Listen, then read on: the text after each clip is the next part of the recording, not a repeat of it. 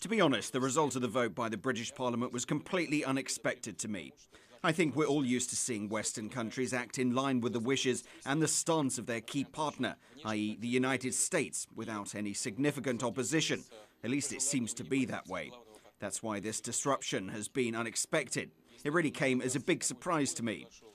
This shows that although Britain is the main geopolitical ally of the US in Europe and the world, there are people who are guided by national interests and common sense and value their sovereignty.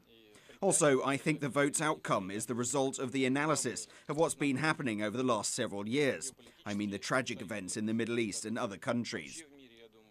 It's extremely challenging to reach the proclaimed goals, and here I refer to the campaigns in Afghanistan, Iraq, Libya and other countries. We know what's happening in Egypt, so perhaps, and in fact, I'm quite sure that this is the case, that the people are analysing the developments, drawing conclusions and responding in a certain way.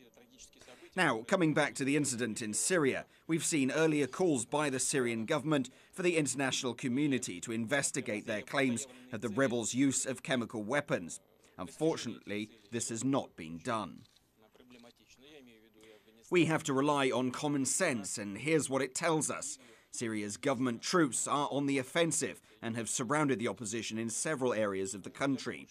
In these conditions, to play into the hands of those who are constantly calling for military intervention would be an incredibly ridiculous thing to do, especially on the eve of the UN mission's arrival.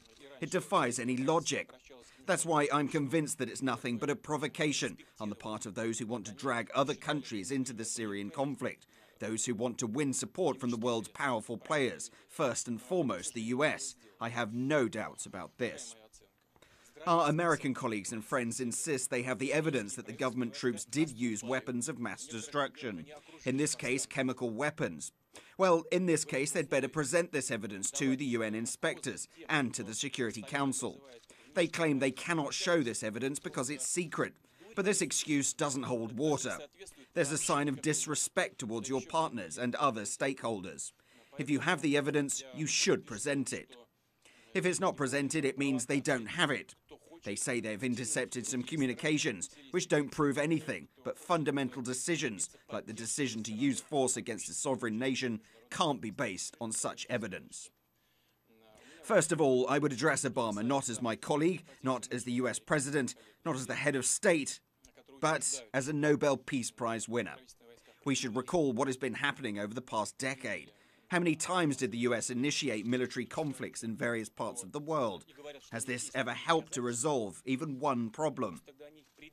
I've already mentioned Afghanistan, Iraq and Libya. There's no peace there, no democracy. None of these things our partners sought to bring there. They don't even have basic civil peace and some kind of balance. You have to consider this before you make a decision to launch airstrikes, which will certainly result in casualties, including civilians. Can't you think about that? Shouldn't you think about that? I strongly believe one should think about that. And addressing him as my colleague, I would tell him that soon we'll have a meeting in St. Petersburg. I hope the US president comes. We will certainly have a chance to discuss, among other things, the Syrian issue with our colleagues from around the world. Of course, the G20 is not a formal institution with legal authority. It is just a platform, not one that can replace the UN Security Council. The Security Council alone can sanction the use of force. But it is a good platform for discussing the issue. So why don't we use it?